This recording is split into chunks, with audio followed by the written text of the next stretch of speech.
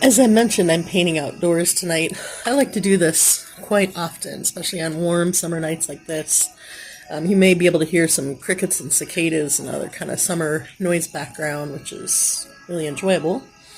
Of course, the lighting situation isn't necessarily ideal, but the setting is, so I'm enjoying that. I've gone in here first and done a light layer.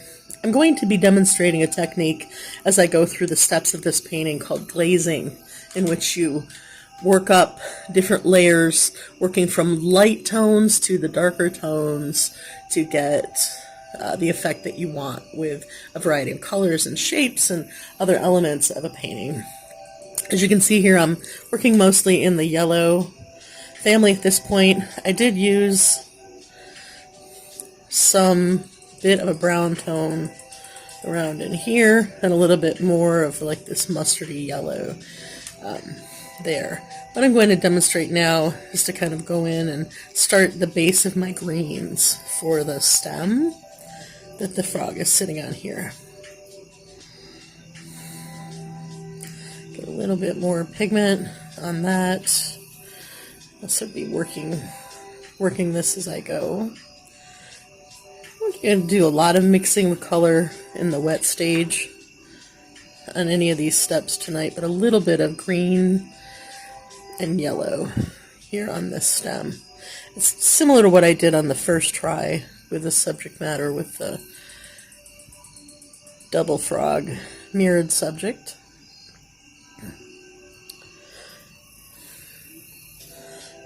Tiny bit of dark here just on the edge. This, of course, will be built up more in the other steps as I go.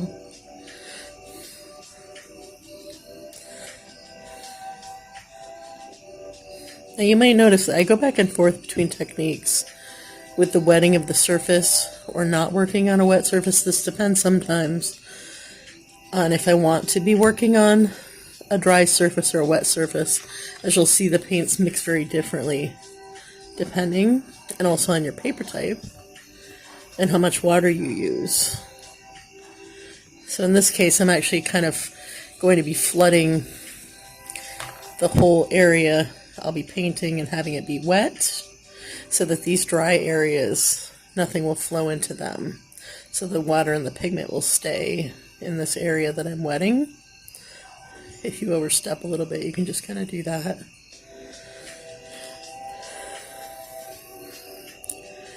And then for that layer, before it dries, you can kind of mix pigments within that. I'm going to add some yellow here on this edge.